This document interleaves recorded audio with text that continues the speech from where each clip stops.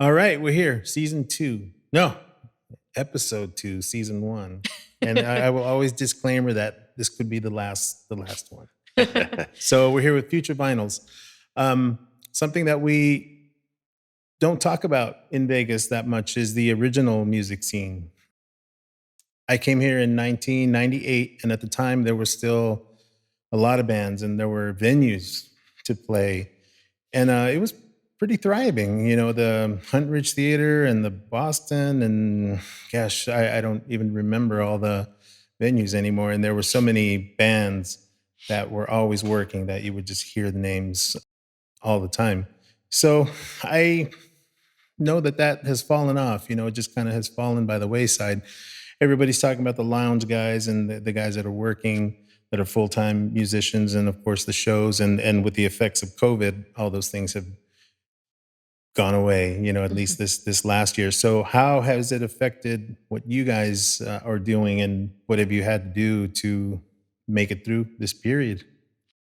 Well, luckily I was working full time for another job. I don't know. It's like, yeah, basically was busy doing two jobs with the show that or the exchange show, and then our band stuff. We were kind of doing it more casually, but yeah, I guess we were pretty active. Like we tried to do it once a week or something like that at least, and then yeah, just kind of dropped off, and then just moved from being super busy to super nothing. Yeah, no, that seems to be what everybody was going through, obviously in the music industry, and it's not just in Vegas; it's globally. So there's nowhere to run to look for work or anything. And I know Tracy from the Extreme Live Show. I just met her last year, and Tracy became a hot commodity for us. She does everything and is very talented and will jump in at a moment's notice. I suspect if somebody was walking in front of the stage and fell and needed brain surgery, that she could probably do it with toenail clippers or something, and the guy would be fine. It's fine. So I'm sorry I didn't introduce. This is Yeah. Tracy, Matt, and David. Mhm. Um, do you guys all live in town? You guys been here for a while? I have. I've been here since the 80s. It ages me a bit. But yeah, as a kid, I'm originally from Minnesota. Minnesota? Oh, Yeah. okay. How do you like it here? I like it a lot. I love the weather. I love a lot of the outdoor stuff. Mhm. Yeah, not a fan of snow. So this is a great place to be for mountain biking. Yeah. So do you remember in the late 90s, early 2000s, all these venues that were around? Like I say, the names escape me by now, but there were a whole bunch of bands. I just remember there were so many, and it seemed like there were a few that were about to break, out of Vegas, and of course the Killers, made it out. But there was always something happening. Even it seemed like it was bigger than the lounge thing at the time, and at the time the lounges were off the hook. There were six nighters and double shift. Every single room had something happening all the time. So you could always catch some of the lounges, and of course the shows and everything else in between. How about you, David? You native? No, I moved out here around 2001 or Uh-huh. something from Southern California, Oh, okay. and felt like I've lived out here long enough. I consider it my home now. Right, Just right, say right. I'm from Vegas, Whereabouts, Southern Cal? Ventura, California. Oh, okay. Right Yeah. near the beach. So I am a product, or rather relic, of the '80s as well. I grew up in Norwalk, Downey area there, in Orange County before I moved here, and then there was a huge music scene, original music scene. So I did all of those pay to play places, Gazzari's and Roxy, and all of these places, and the whole Sunset Strip was a thing. And it was an incredible time, with the scene. And I think we even caught kind of the tail end of it.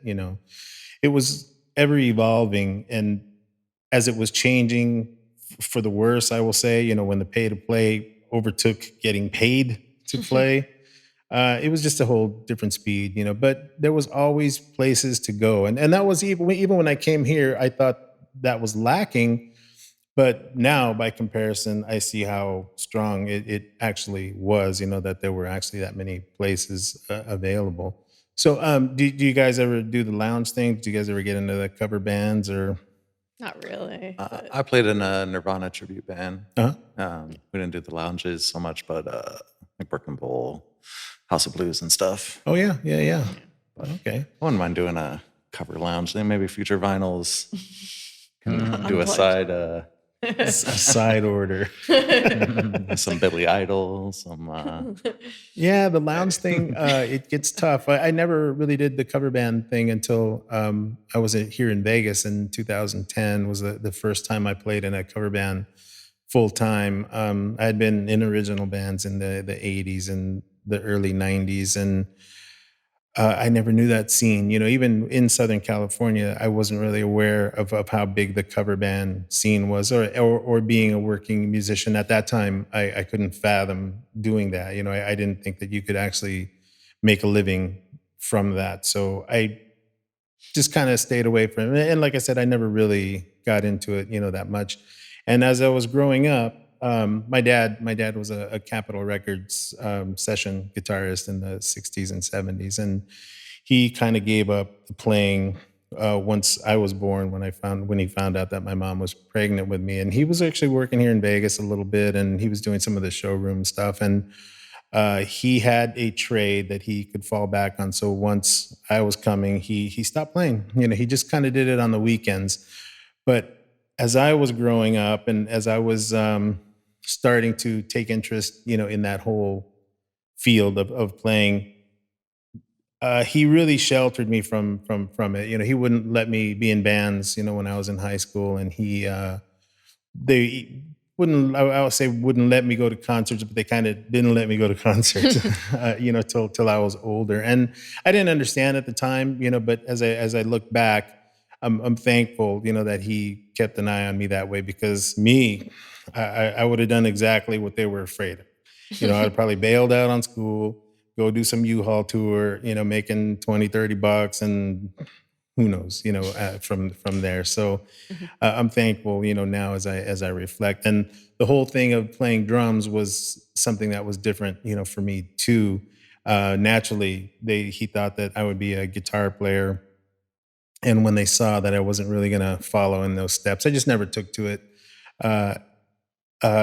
He said him and my mom evidently had a discussion one time when I was young, and he said, "Oh yeah, no, this one's not gonna do it." So it's an interesting story how I got into music altogether. We had moved when I was in 5th grade to another area, and one day one of my best friends comes running up to me and he says, "Hey, if we join the band, we'll get out of class early on Friday." So I'm all like, "Yeah, there you go. Sign me up. Let's do it."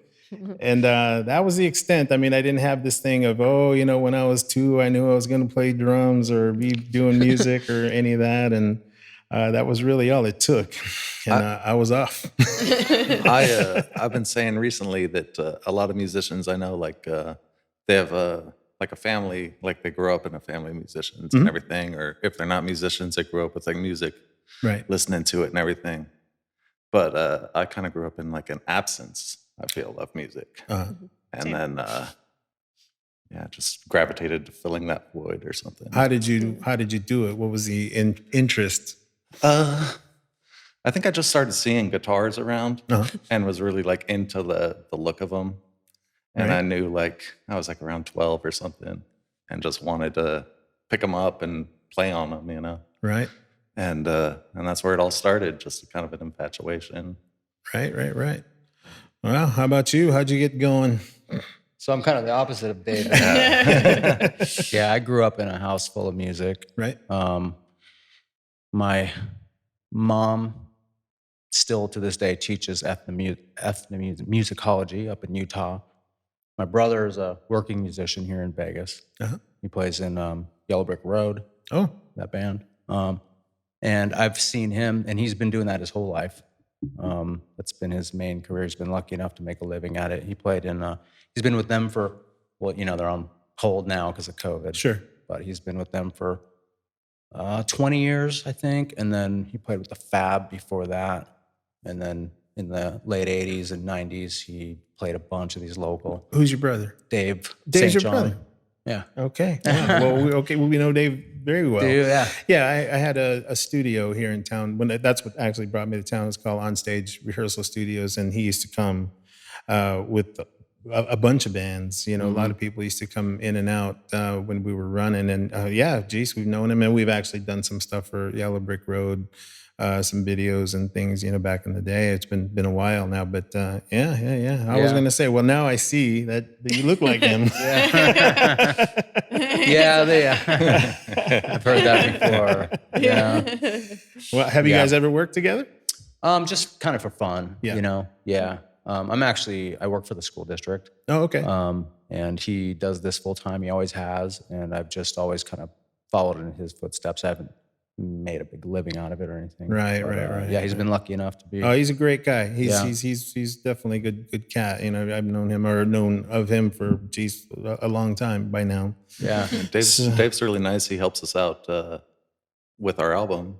Oh, right? yeah. Oh, okay. Our full length album. He helped us mix it and come up with some ideas and stuff. Yeah, filled in the gaps a little bit. He's an awesome resource to have. Yeah. Are you guys recording an album now, or is this one that you've done already? Our latest full length came out a couple years ago. That was one he helped us out on, but we are looking to do like a 9-song release here pretty soon. Excellent. Using COVID as like a ramp up. Right. It's like, we'll be ready. Yeah. So, Miss Tracey, how did you acquire all these talents that you displayed and brought over to the show? I think I came from a non-musical family. Like my parents taught my brother and sister how to play piano, and then they kind of just fell off after like a year or two. And then there was me. I don't know if it was I just got bored easy. I just kept figuring things out, and I'm like, I want to play drums, or I want to play bass, I want to play guitar. And then So soon you were doing them all. yeah, it's like before you knew it, I'm like, oh, okay. I guess I'm doing it. Which is your favorite? I would say drums. Drums? Yeah, but It's too much stuff to carry. exactly. It's so funny though, because like I noticed that like in the beginning when we started playing, or when I started playing before Future Vinyls, I would have like a half stack, and then all this other equipment. And then like as the years progressed, everything just got smaller and smaller. And then I was a drummer for a band. My kit got smaller and smaller. I'm Right. like, just the 3-piece is fine, right? Oh yeah. No, I So- went through that. I had this back in the day, the big old Neil Peart fan. I think every drummer had to go through that by attrition. And this monster drum set. And I think I moved it once, and I realized that was not how you do that. That's not the way to do giant drum kits. So, Need the I think I'm chimes down to a djembe by now. Maybe I don't know. I try not to. Or everything's on wheels. That's Yeah. kind of how it has to go. But do you guys see after COVID? Is there any glimmer of this industry coming back for you guys? I mean, it was already hard, as it was. I mean, do you guys see anything in town even? I hope so. Yeah, no, it's like I really do hope so. And I feel like whenever I mention that I'm in a band, it's so funny because like the difference between like now versus like a year before, it's like they almost like have that like stare at me like, oh my God, you need to tell me when you're playing. Oh yeah, like yeah. It's like, oh, okay. But yeah, it's just I really do think it's gonna come back guns strong. blazing, really. Yeah, I think so. I talked about this the other day. I think people by now are just yearning for that togetherness, the shoulder to shoulder, going nutty, just to get out, by now.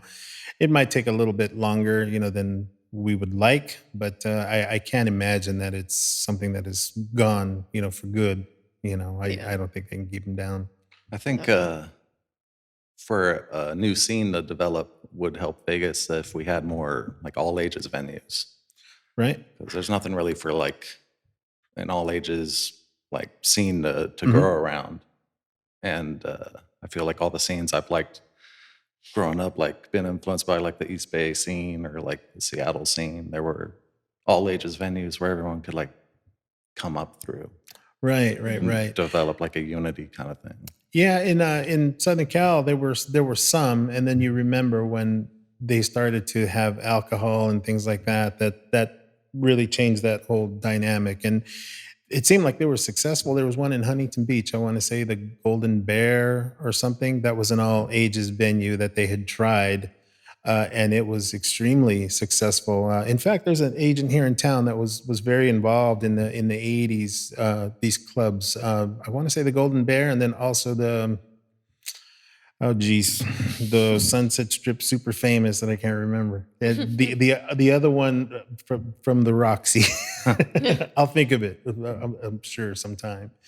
But he was very well connected in that whole scene, and one of the first people that started these all ages clubs, and it did very well, there, Yeah. So I thought in the early 2000s, late 90s, that there were some all ages clubs here. I thought there was one Yeah. on Boulder. I don't remember these There was venues. the castle Castle. on Sunset was really cool. Like a building, like looked like a castle, Mhm. but that was a little like after my time, so I never got to see a show there. Right. But that seems like the nature of the all ages scene around here is once a venue opens, it's like ported up in a year or so. Yeah, yeah, yeah. And I don't know what the problem is. I don't know if there's lack of support because it seems like people would go, and it seems like there was some following. I don't know where it fell short. Where these places just couldn't sustain. Over that period of trying to make it happen. In this scene. So what is next for you guys? Well, just the album and kind of cross my fingers that, shows will come back. We'll see how it's gonna go. Yeah. It's Yeah. just a long extended vacation, I guess. There was a lot of people were doing like live streams on social media and everything, Mhm. and Yeah. that was good for a while. But I think that the social media sites kind of started cracking down. So Yeah. kind of put a stop to that. But that was kind of a cool thing to see, like a bunch of bands go on there and do these shows, and Mhm. it brought me some joy watching them do it. Yeah. Yeah, there were some bands that were doing actually pretty well, and I don't know where they stand with the licensing issues. That's ultimately what became of the YouTubes and Facebook and all those things. It just made it really hard for anybody to do anything, like that. And of course, right during COVID, Yeah. So I don't know. Everybody's doing what they can, I guess. The streaming thing seems pretty difficult, for us. The show that we had at the link was very transient traffic. So I wouldn't say so much that there were people that came to see us, that were in significant numbers. I mean, there were people that were there all the time, but certainly not this huge following of people. It was a very transient crowd. So I don't know that something like what we were doing would fare well in a situation to do a live stream on Yeah. any kind of regular basis. I mean, we were talking about it, and just with the logistics and everything that's going on, and some people still not really being comfortable with getting out there and doing stuff yet. We just kind of put it on hold, and so we decided to try to do this thing. Yeah. And yeah, it's been pretty good. We're starting to get inquiries about how you get on, and we don't even really know where we're going with it all yet. We're just something to do. Just as a like local Las Vegas music fan, like I'm excited to see what else comes with the show. Like, Yeah. There's some people that I want to reach out to, that another few original bands, and then we know a lot of the people that in the industry from having their rehearsal studio that are out there as working musicians and show people and things. But obviously we have a limited situation here, so it's not like we can bring some of the Tower Power in here. Or anything. Although I'd give it a shot. Ben suggested that we use the stairway like a Brady Bunch stage. So that might be the deal for during something like that. during COVID, this is like T-Mobile Arena in here. I gotcha. Yeah. But it's been fun, and it got us to do some new stuff, and it's great to meet some new people. The last group that were here, the first group, same thing. He had some new players, some guys that I didn't know, and that's been actually exciting. So I know there's a lot of guys out there. Yeah, that's But, part of the fun of like being a musician, being in bands, and getting to know the other musicians in other bands and listen to their music. And that's part of the excitement for me. Absolutely. Oh, yeah. Well, you got anything to plug? I don't think there's any shows yet. But, That song, So- Fire Eyes, we played is going to be on our upcoming release. Yeah. So excellent. we're working on it. So yeah, no, that's coming out hopefully in the next few months or so. And then hopefully that'll be ready by the time we do actually play out again. So maybe When- soon, maybe soon. yeah, maybe at the Awesome. house. I don't know. Well, excellent. So- We'll be sure to put all your information and stuff up on the post when we put this out, and so people can listen to your music. Just make sure you give me the info that you want up there, so people can get to you guys. Yeah. You know, but thank you very much for coming out. You guys sounded great. Thanks and, for having It us. was nice Yeah, thank to you. meet you guys and say hi Yeah. to your brother. Will do. Tell him, Yeah. tell him hi for us. Will do. And thanks again, guys. We'll see you, Thank you. somewhere out there. Huh? All right. Great. Thanks. Alrighty. Thank you. Bye.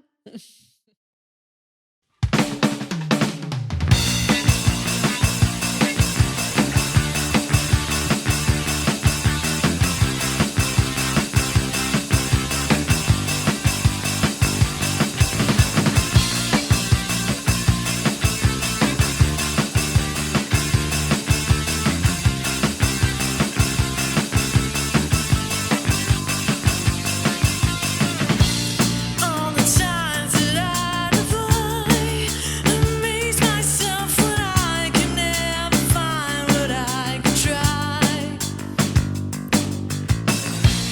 Everything is never fair. These moments seem to wear me down and drag me down, but I can only seem to say I love it, I love it, I love it, I love it, I love it, I love it, I love it, I love it, I love it, I love it, I love it when it rains. Love it, I love it, I love it, I love it, I love it, I love it, I love it, I love it, I love it, I love it, I love it when it shines.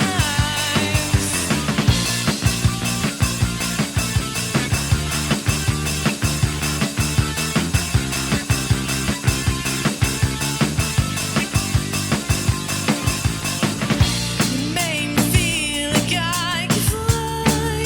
Wanna raise me up so high that I would feel like I could die. Everything is never clear. These moments seem to wear me down and drag me down, but I can only seem to say that I love it, I love it, I love it, I love it, I love it, I love it, I love it, I love it, I love it, I love it, I love it when it rains. Love it, I love it, I love it, I love it, I love it, I love it, I love it, I love it, I love it, I love it, I love it when it shines.